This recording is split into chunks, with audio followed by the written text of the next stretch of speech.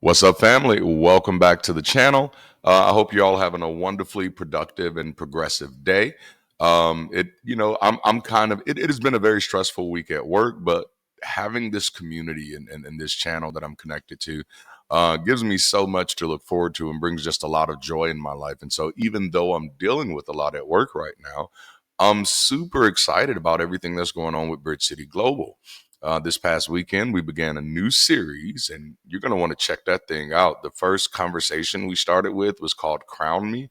And then we started going into a new conversation this coming up Sunday called Squad Up, which is going to be off the chain. So I'm excited about that. But then also just this, we also had our Heathens event this past Sunday where I met with some of my cast members who are part of this documentary with me that's going to be coming out later this year from Pale Blue Films, the same company who did Afghan Dreamers. And so super excited about that. But this weekend's Sunday sessions and then then last night's Bible study with an ex-pastor were some of the most well-attended shows we've had in those categories. We really good reaction. Discord campus grew by a little bit. Had some new registrations for BridgeCity Weekends Raleigh. One of our team members, because of the work they're doing, I woke up to a lot of pleasant surprises today. So I'm just super excited about the progress we're making and the way people are getting involved. I know I've mentioned before, but one of our team members mentioned that one of the beautiful things about BridgeCity Global and the community that we're building that does make us a little unique as compared to some of the other secular communities. Not saying it's a better or bad thing, is that there is more opportunity for more people to get involved, and there's a variety of things for people to do. And I am intentionally paying attention to what people are interested in and how it can fit for the greater mission of building community beyond superstition, because community itself is a big thing. It's a big project. There's not just one or two roles. There's not just 5 or 10 roles. When you're building community, there's literally almost anything that you do or almost anything that you value can be something that can contribute to community. So it's been absolutely beautiful. So I am kind of on that high, even though, like, listen, I'm stressed about work. I even, not necessarily stressed about BridgeCity, but and the channel, but there are things that I'm falling behind on because I don't have the bandwidth that I need, especially in the midst of trying to plan these events. Because I told y'all I'm hyper productive. I am ambitious. I am audacious. But it's more than that. I'm highly concerned about not just the direction of this country, but the direction of our planet, the direction of our species. And if we can kind of, put some gas on this thing to make sure that secularism leads the way and that critical thinking, reason, and rationality leads the way, then I want to do everything I can to play a role in that. And so that's why I'm moving as fast as I can. It is what it is. But in the midst of all that, I do want to thank you all for being a part of that. And so, again, for everybody, you might as well get ready for it. Every video I'm doing, I've got to mention BridgeCity Weekends Raleigh, and not just BridgeCity Weekends Raleigh. Don't forget, even though Raleigh is the first one that we're doing, we're also looking at coming to Chicago, Detroit, Portland, San Francisco, and LA. And then just after some talks this week, I'm also thinking about trying to find a way to squeeze Georgia and Texas into this year. If not this year, then next year. But so be on the lookout. I think I was kind of talking with the team a little bit, and I think I'm just going to go ahead and open up registration for all of the places that we're going to be, so we can go ahead and get a good idea of how many people are interested in those areas, right? And so we can start building those teams in advance so that we can make sure these events are awesome. But if you want to help in any capacity, please let us know.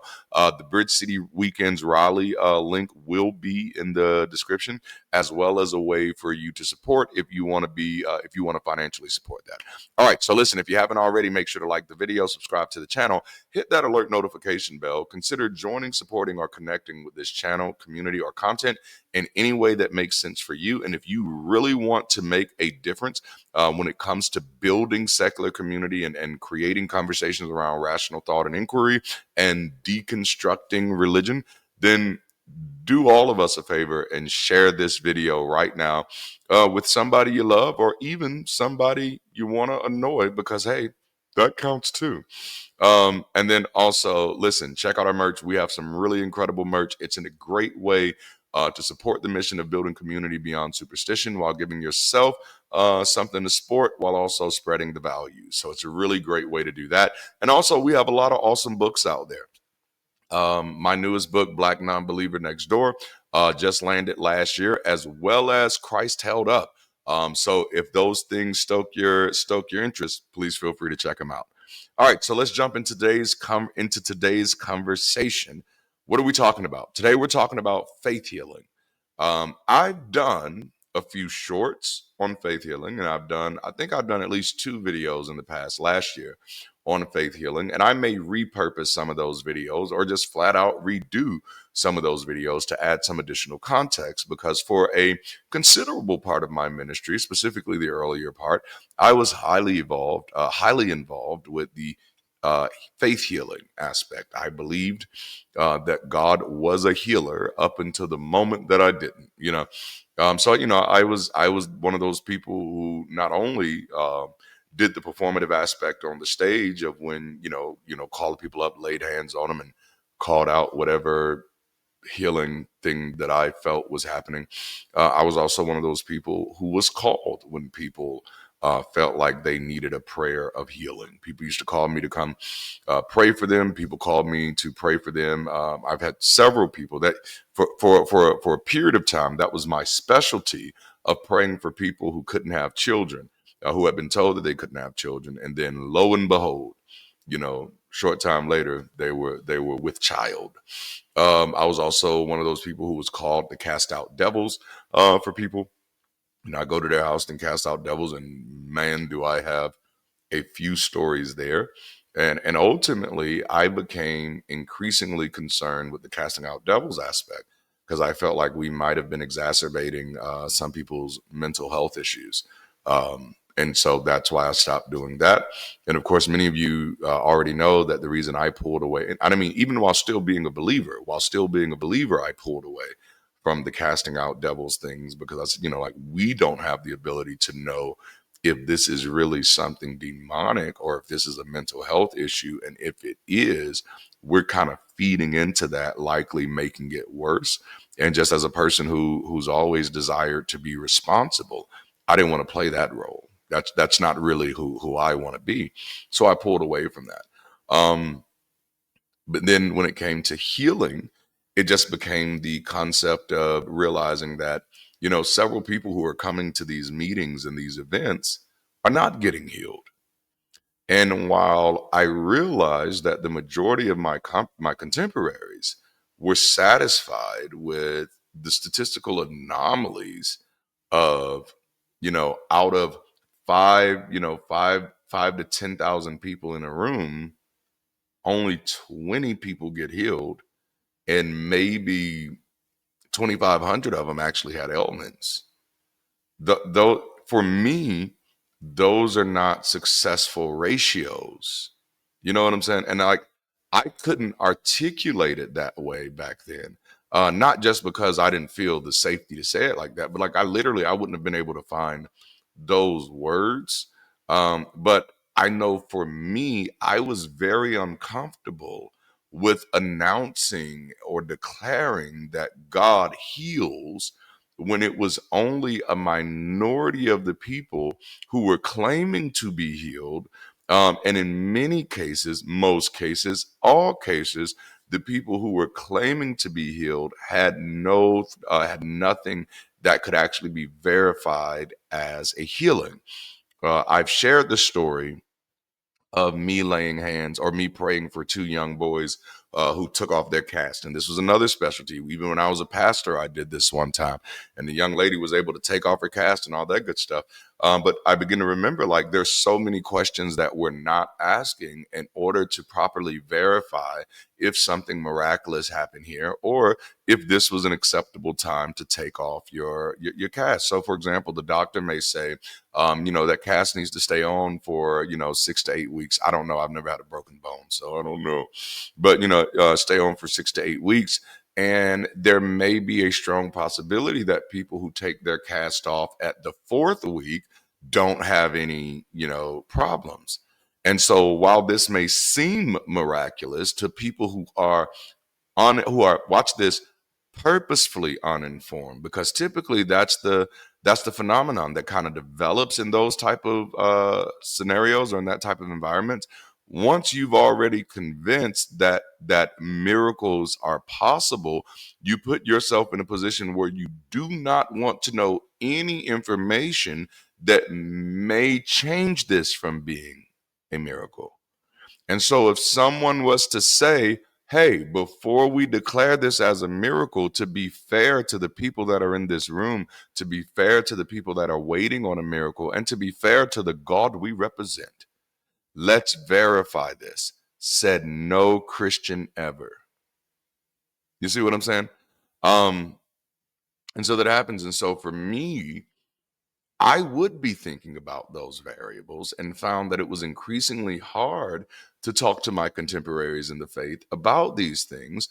And that's what made me uncomfortable. If it would have been easier for me to talk about these things to people in the faith, perhaps I would have stayed in longer. Who knows?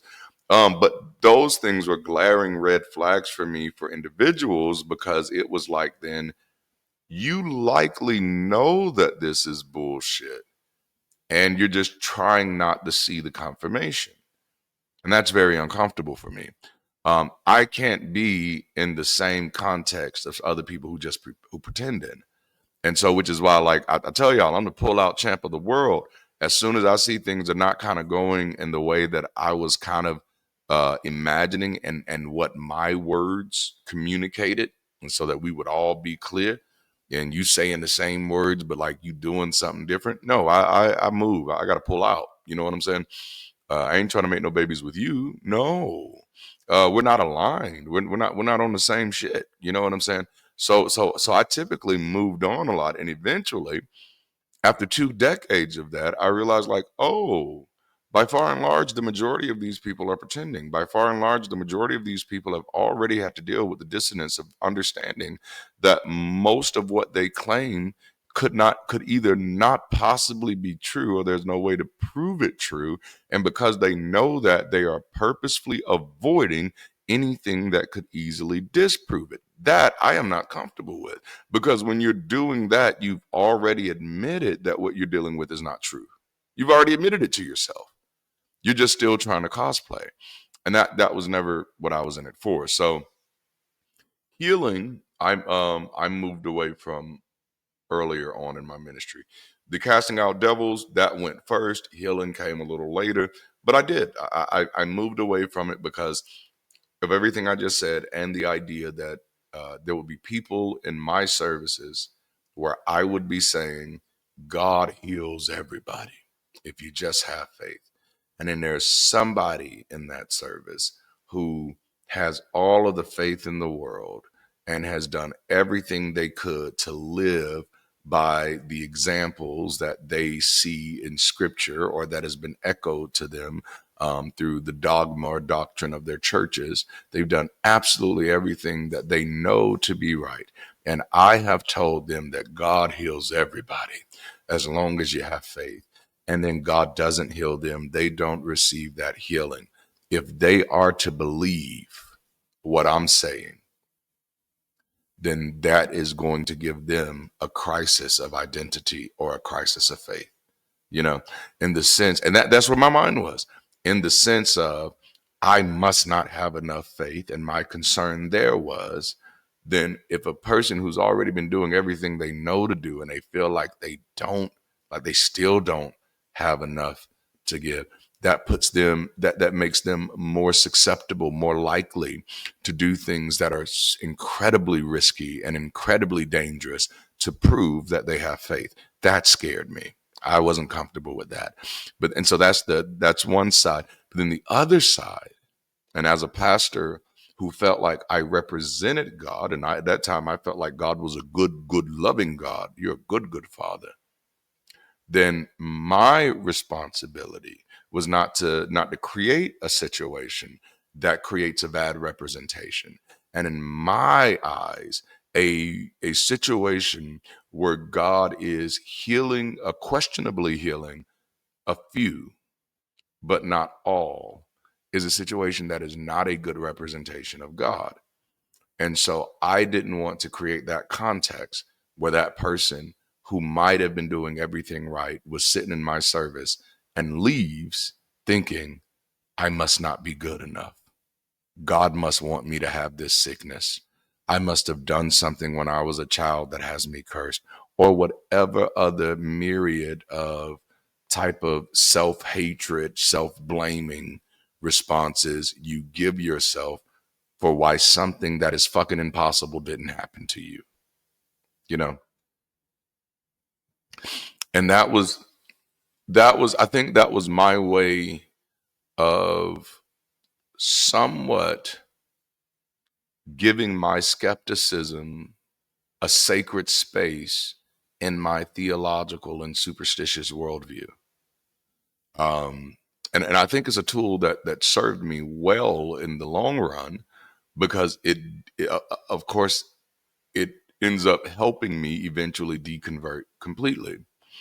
But it was that because by doing so, I was able to say, okay, Darante, you can now see that skepticism is not always a bad thing. Because in the circles of the churches that I was really reared up in as a young minister, the original sin for us was in these charismatic circles, word of faith type of circles. The original sin was doubt. The original sin was second guessing God. The original sin was skepticism. And so I lived a very large part of my life being absolutely resistant to my own skepticism and my own doubt, always being able to theologically reframe doubt and skepticism as sinful and as the work of the enemy. You know what I'm saying?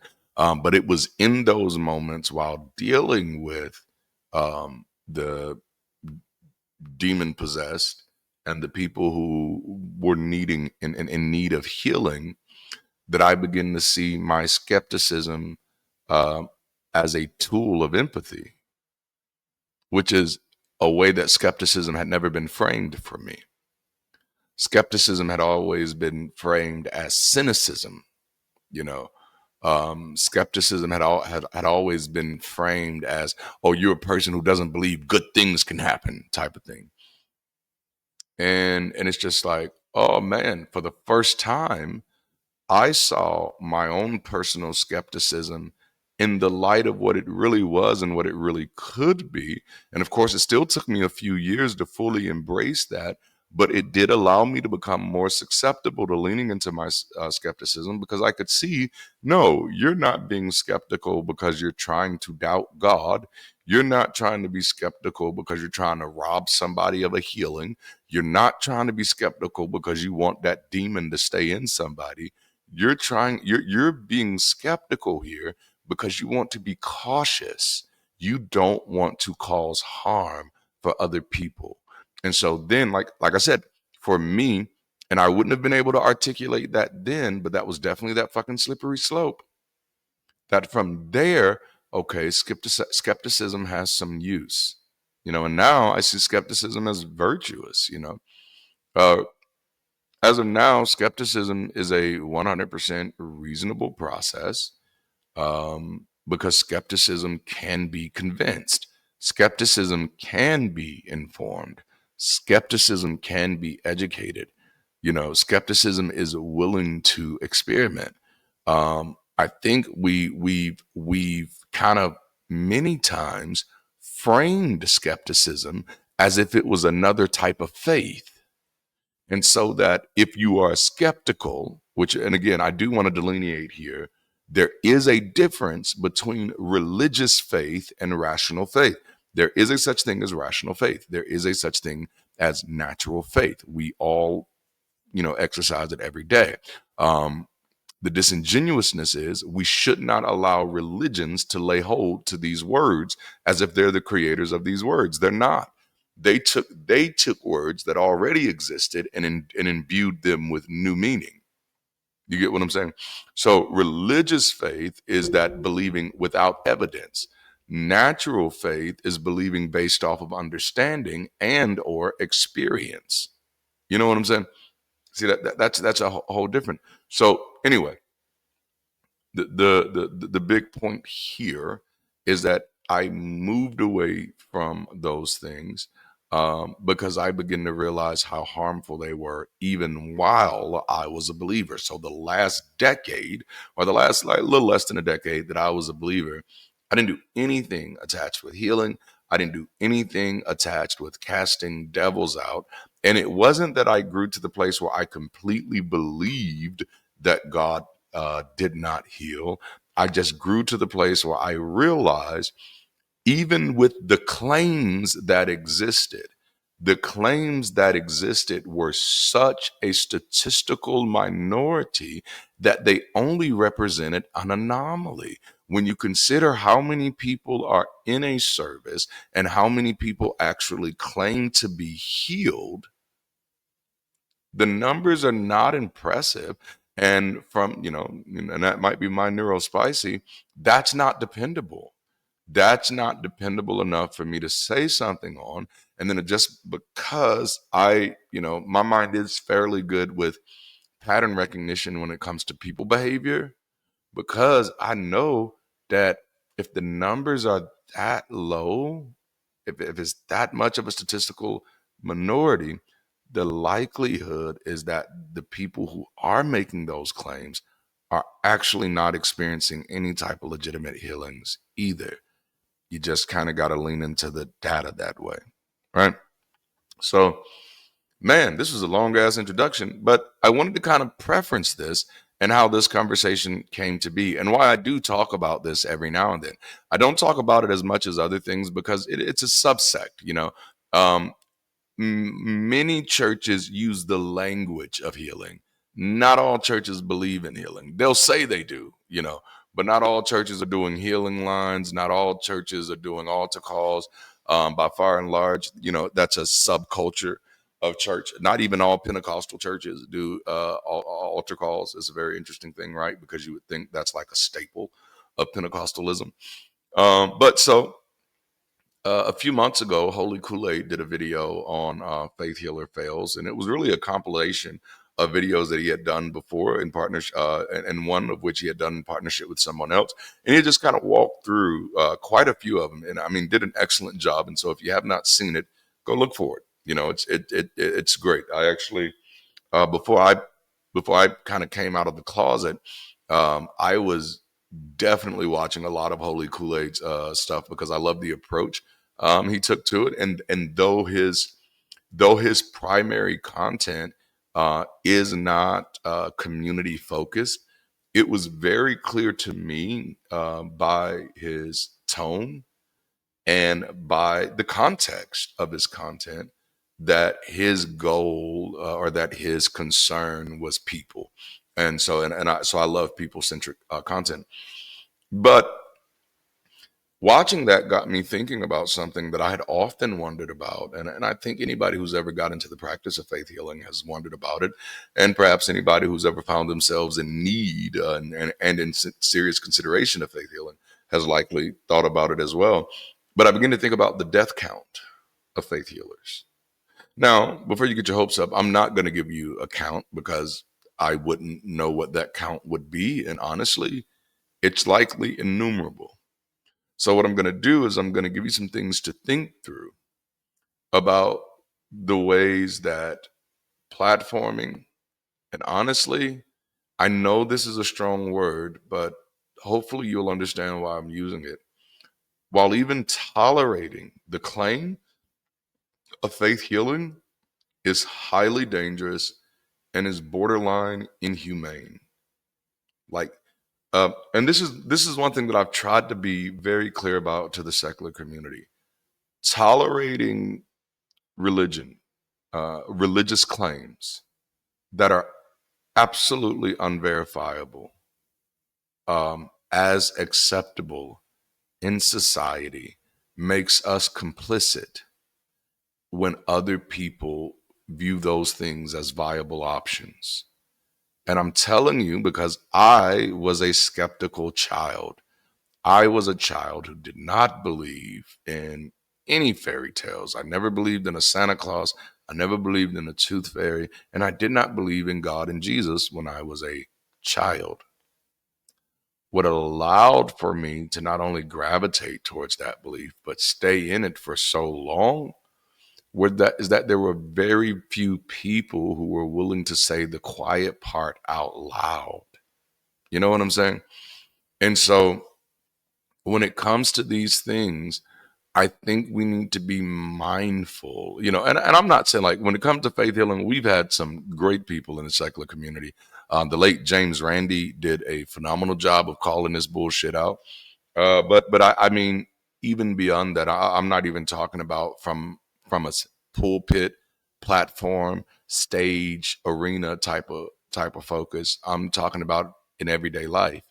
Last night, I got asked in our Bible study, would I debate a believer? And my answer was no, because I don't think it's wise to platform that belief as legitimately equal with established rationale and science. I don't think that's wise. I think we're doing more damage every time we do that. You know what I'm saying? I think we are like, honestly, I don't know any academic in the world who would debate somebody who believed that Roger Rabbit, you know what I'm saying, was alive, let alone the savior of the world. You know what I'm saying?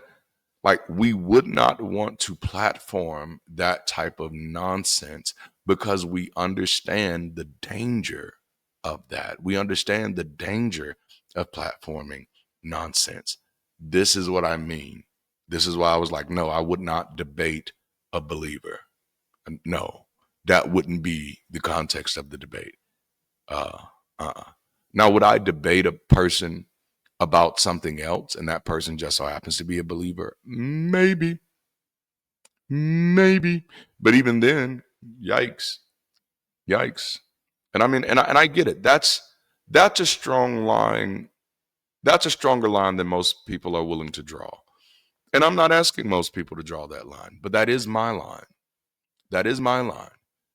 I consider anybody who has an imaginary friend and who thinks that they have a legitimate reason to have that imaginary friend, I consider those people a threat to social progress, a threat to social existence, and I mean, damn, just a threat to social learning, and damn so a threat to academia. And so I don't think we should platform that. I don't think we should tolerate that. Um, so no. And so in the same way, I think that's what we need to think about faith healing.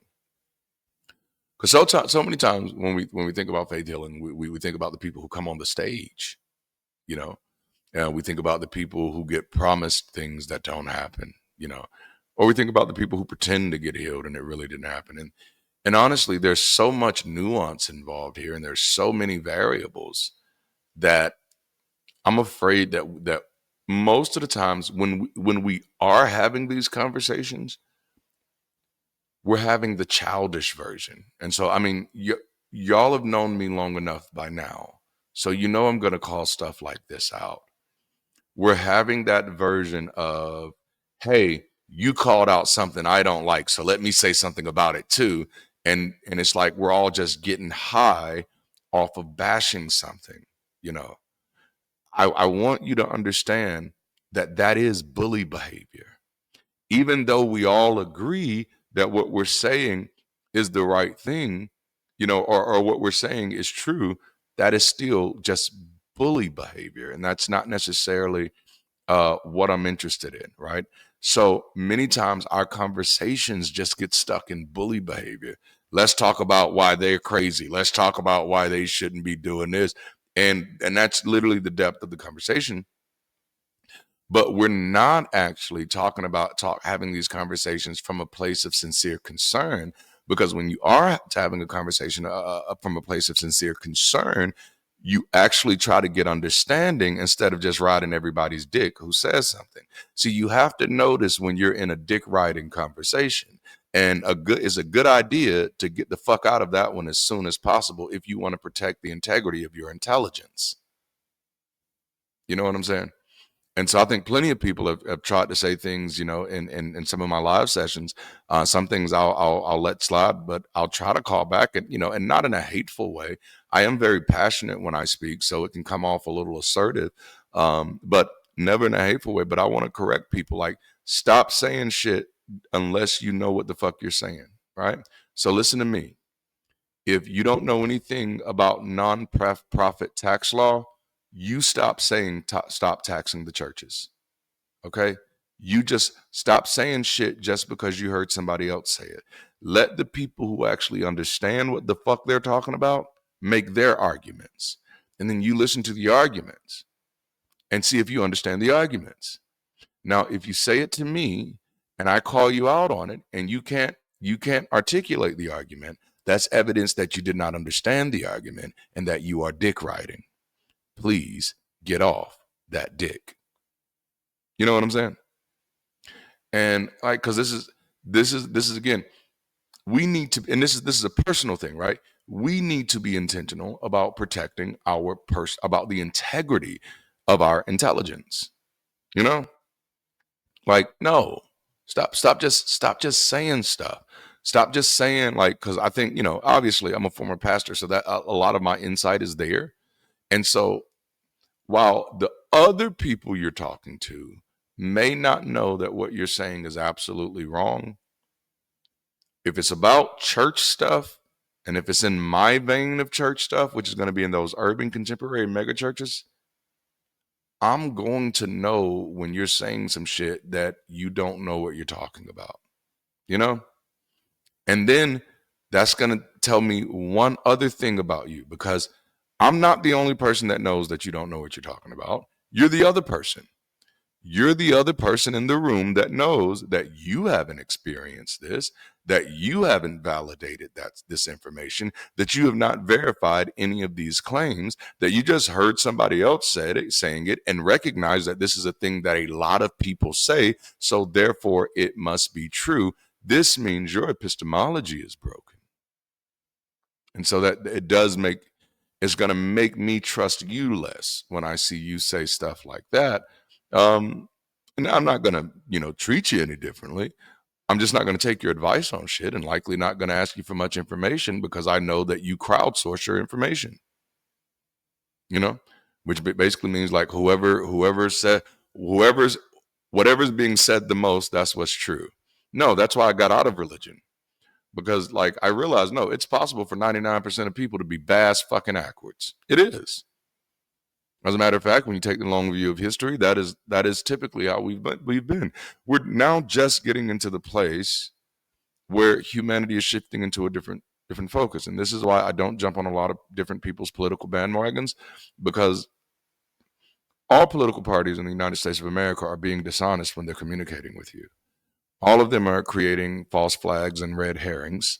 That because the thing that they know for sure is that you are not well informed.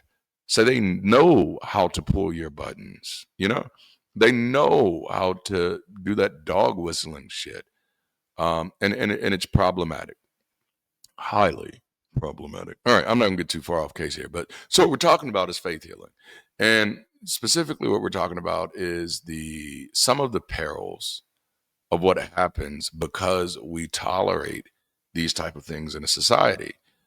Because we tolerate these things in a society, people do feel that it is a viable option. People believe that faith healing it has to be possible, because if it wasn't possible, no society would be allowing these people to continue. And I'm just saying, this is how people often rationalize what they do. You know what I'm saying? I want to pick at chiropractors here, but I'm going to leave it alone. But no, this is what they do. Like, they say, if this, like, I mean, don't we do the same thing with food, right? Do the same thing with food. Like, if this food is being sold in a grocery store, it must be safe, which food doesn't necessarily work like that. And honestly, just to be honest, no one could tell everybody with all certainty which foods are safe for them and which foods are not. We can only do so within a statistically comfortable place. That's the reality. That's how many different variables are in place. And it doesn't do us any favors to keep pushing people towards a type of thinking that doesn't consider all of the variables, which kind of going back to my points about politics. That's this is why I don't trust none of them motherfuckers, because that's what they keep doing. They keep pushing people to oversimplify thinking, and that's scary to me. That's always that's always going to create mob behavior, you know. And people need to understand there's a very fine line between mob rule and majority rule. Trying to define the difference between the two is very difficult, you know. As a matter of fact, the difference may only be in whether the intent is to harm or whether the intent is to help, you know? And even that may not even, you know, it only fits from a preacher type of flow. Like it doesn't track logically because, you know, majority rule isn't automatically better by nature, you know? So like, and a mob isn't somehow less than the majority because it does wrong. You see, rabbit trails, that's the stuff that happens in my mind all day. But so let me give you a few examples here, some things that I like for us to think about. And these are things that I've thought about over the years, plenty of times. But when we live in a society where we platform faith healing as a viable option, when we treat it as something that could be possibly possible, then we open or we expose people to harms. I'm going to give just a slight few examples. One of the easy ones is a person who goes to a faith healing event or goes to a church where faith healing is the norm. And I do have a relative who's gone through this exact same situation. But let's just say somebody has chronic arthritis, and under the guidance of the faith healer, after a service where the faith healer uses a technique. And the sad thing is, and I've called this one out before, many faith healers don't even know they're using this technique, because much of what happens in the church world, much of what happens in the absence of academia, much of what happens in the absence of a actual informed curriculum is monkey see, monkey do.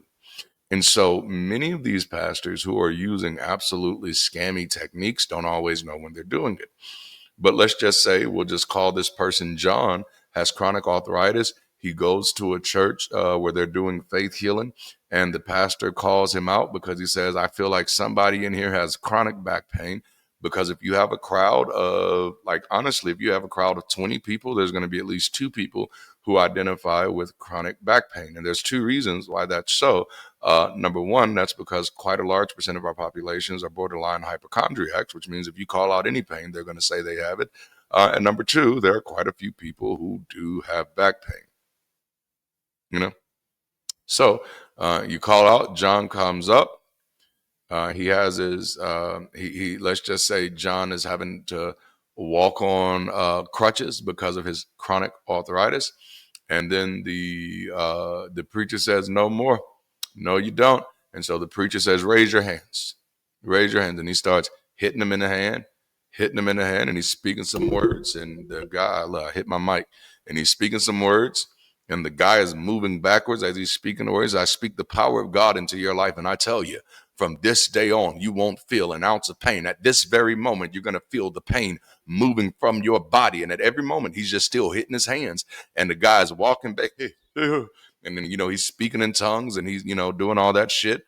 And then there's people around him. The energy is high. You're feeling that collective effervescence.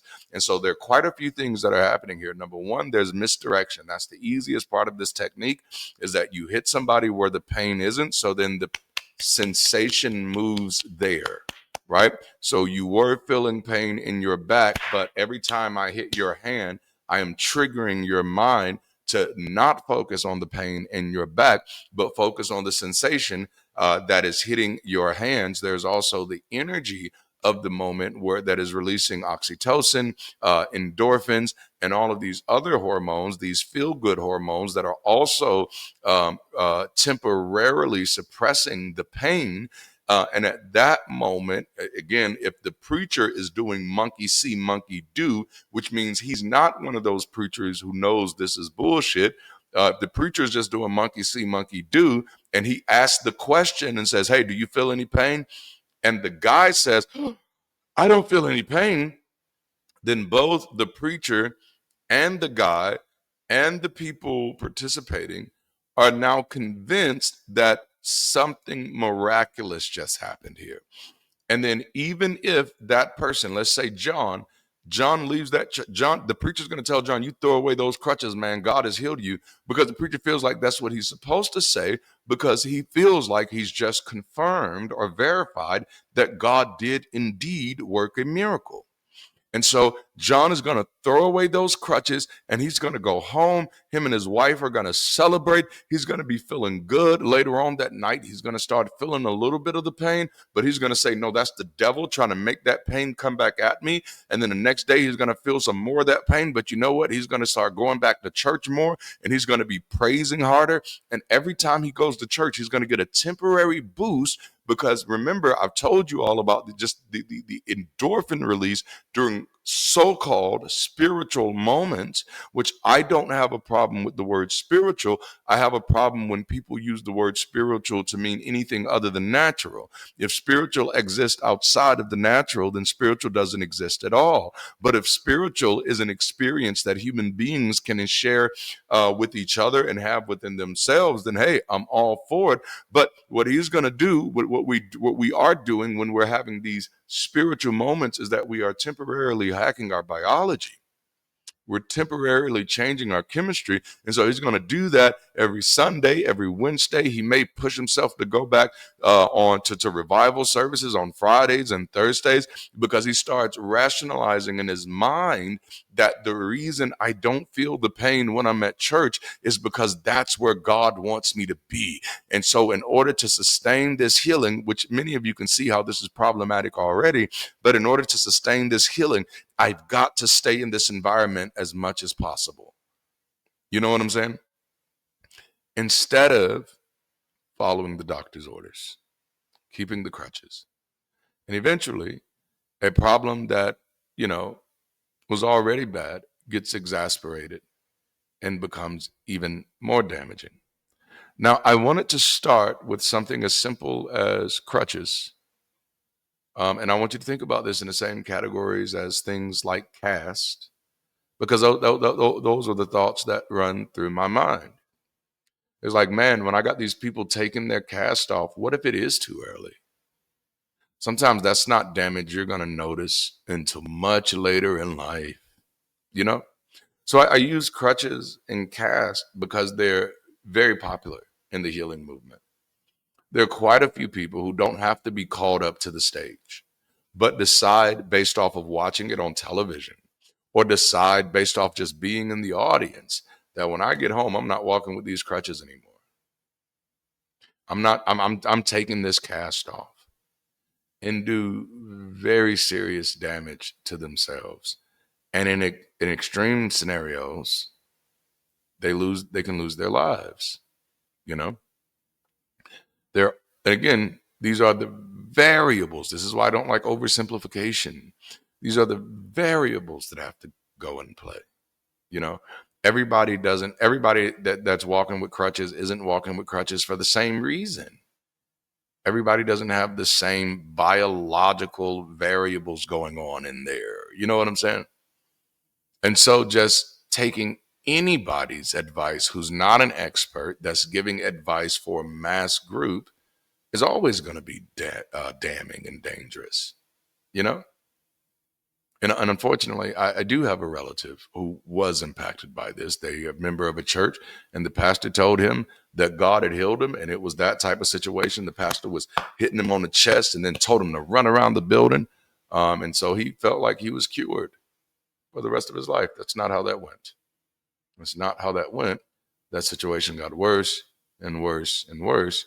And now he went from having to walk with a cane to barely being able to walk at all, because he listened to the faith healer's advice to get rid of his cane, you know, which was part of there to help you rebuild that support.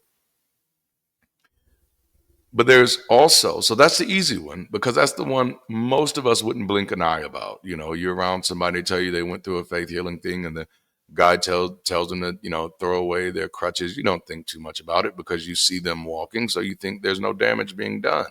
But then the thing that you forget is that you're not a fucking medical specialist either. So your opinion doesn't really, your opinion isn't really going to inform you of much. I was going to say it doesn't matter.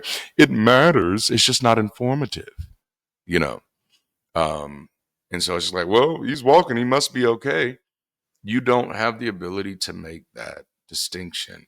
And these are the things that we often forget. You know, I remind people intelligence is not knowing what you know, it's knowing what you don't know. If you don't know what you don't know, then you don't know when you need to learn. If you don't know what you don't know, then you don't know when you shouldn't have an opinion.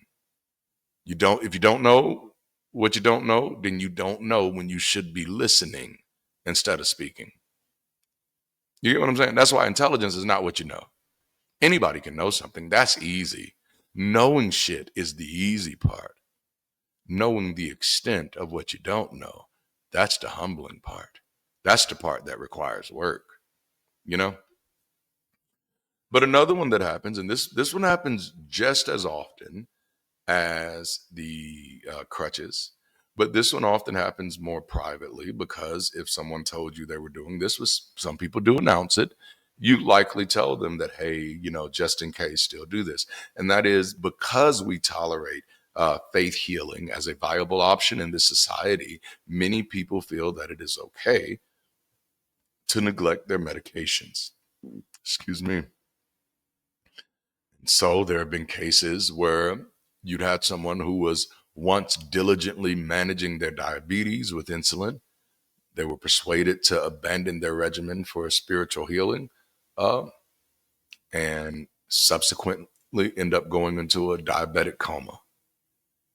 You know, and unfortunately, this story happens way too often. And honestly,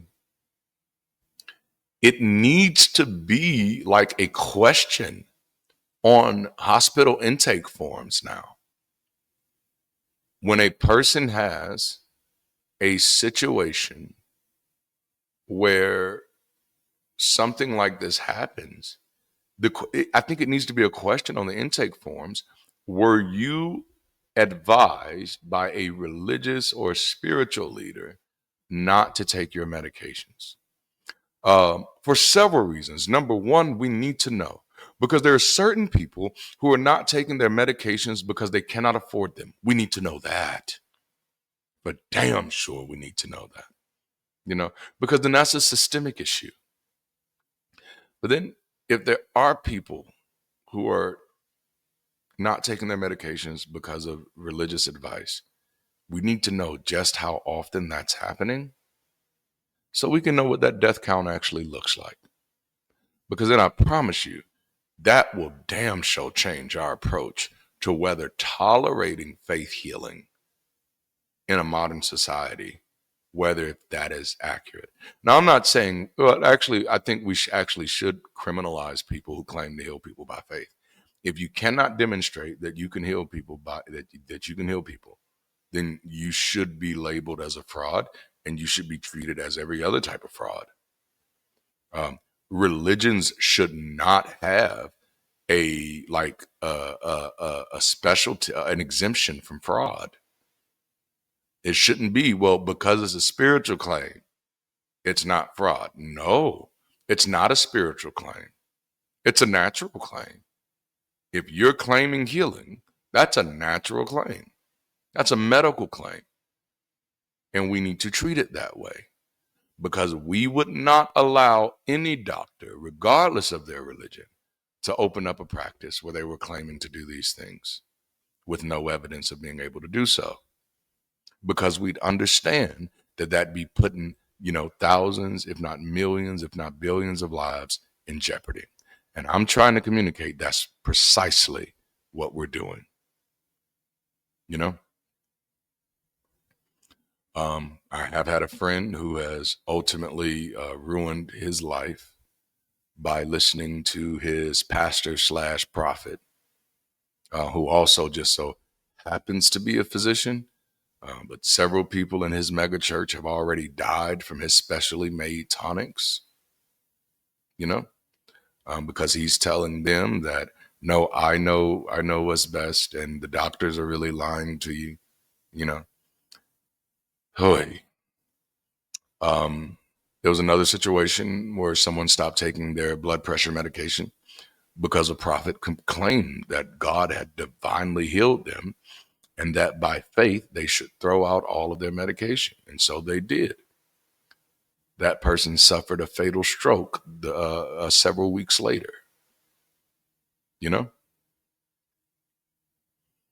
But then there's also, and again, I kind of mentioned this earlier in this conversation because this has always been a issue for me, hot button item, is mental health, you know?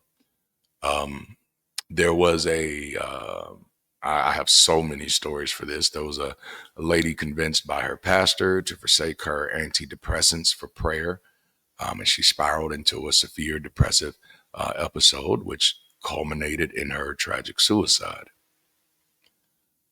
I had a very real event where a member of my church decided to tell his wife to stop taking her mental health medications because he felt that God was a healer. That was not something that I preached at my church, but the churches that he came from prior to coming to my church were really strong in doctrines like those.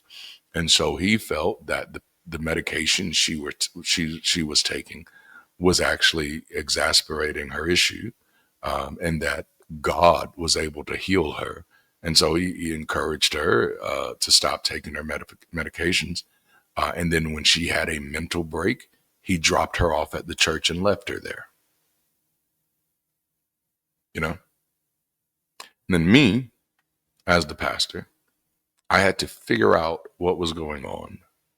I had to try to find her family to see if anybody knew what was happening because I had no clue that she had any type of mental health challenges prior to that day.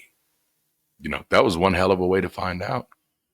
And I had to muster up all of the empathy and human compassion that I could to deal with her breakdown at that moment, her break. And she ended up having to be institutionalized that same day.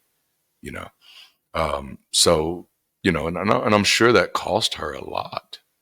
You know, needless to say, they didn't stay married. Um, we saw there's countless stories, if you want to look historically, of people who were swayed by faith healers not to get vaccines. You can look at countless stories about things like the measles and the smallpox. But we don't even have to reach that far now. We can look at what happened during the COVID pandemic. Now, I'll be honest, I have a lot of empathy towards people who were uncomfortable getting the vaccine. I was not happy with the way that things were communicated. I was not happy with the amount of fear mongering. I was not satisfied with the lingo of trust the science with only putting out one scientist because that's not how science works. That's not how you engender trust. So I had a lot of empathy for people who were uncomfortable with getting the vaccine. I mean, there were some legitimate concerns, and you don't just override that by just calling people names who share those concerns or lumping everybody who has concerns into the same category.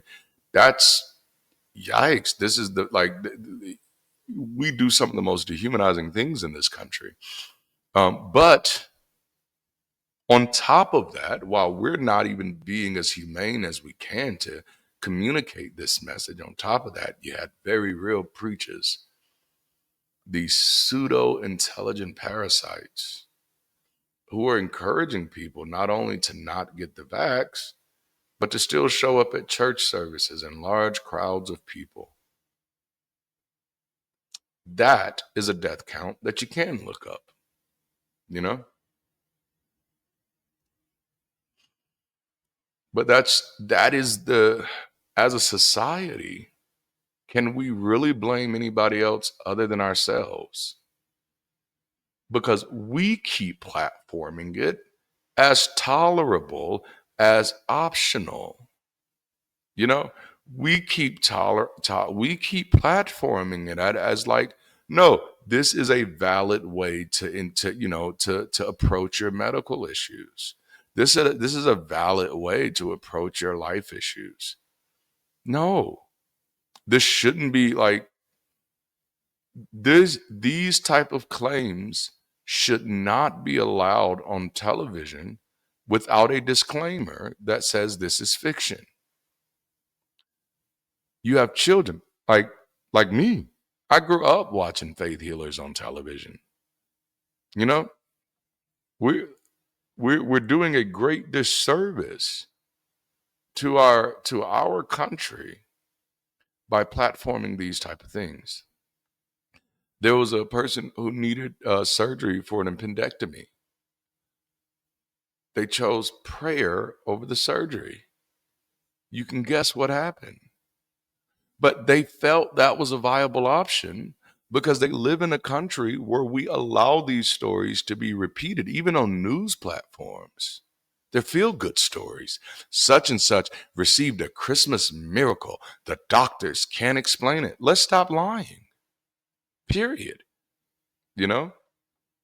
When it comes to claims like these, when it comes to claims that impact the health and the livelihood of individuals, they should be treated with the same type of, at the very least, with the same type of sincerity or the same type of seriousness that we treat things that come through the FDA, the Food and Drug Administration.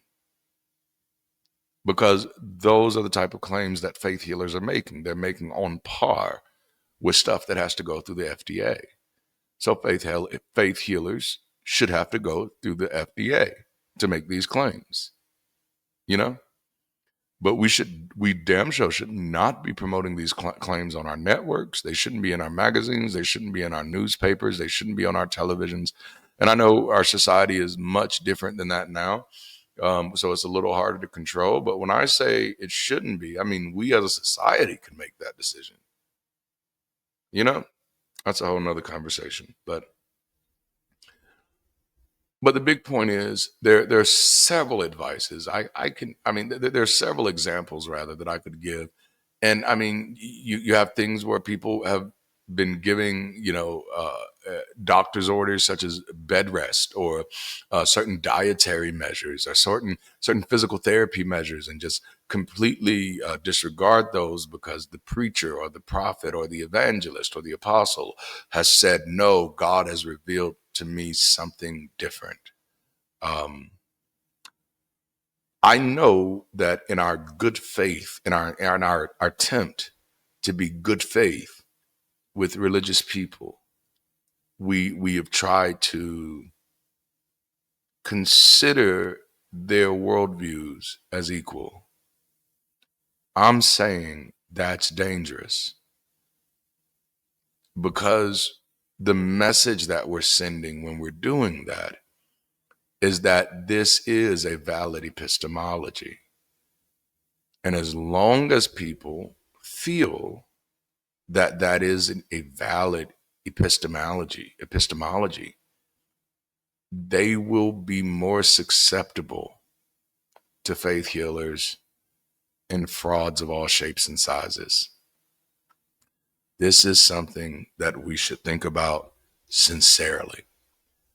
I actually didn't realize that I was going to have this much to say about this. Like, I had like 2 pages of notes, and I didn't hit most of the stuff that was on my notes. So the majority of this was organic. I'm not even going to read the conclusion because I ended up taking it somewhat of a different route. But the big point is I want us to be informed and learned about how these religious claims actually impact the world that we live in. This is why y'all have known I was not shocked by the way that this recent election went. I'm not shocked by anything that has happened since then, because to me, these are the symptoms of the harms of religion that I have been calling out consistently since the top of the year last year. But this year, we're moving beyond just calling it out. We are now mobilizing around the community we're building so that we can actually start making a tangible impact, making a tangible difference, creating centers where people can have that space to focus on personal growth without dogma, deities, or doctrine. Thank y'all for hanging out with me today. I hit all of my announcements in the beginning, so make sure you're supporting everything that you want to support. If you haven't already, make sure to like the video, hit that alert notification bell, subscribe to the channel. Consider joining, supporting, or connecting with this community channel or content in any way that makes sense for you. Share this video because I promise you, this one is going to give some people something to think about. And last but not least, check out our merch and our products. It's one of the easiest ways to support the work that we do here while giving yourself something to support and while spreading our values. So thank you so much for hanging out with me. Until next time, keep rising, stay progressive, and if you can, stay beautiful. I'll holler at you later.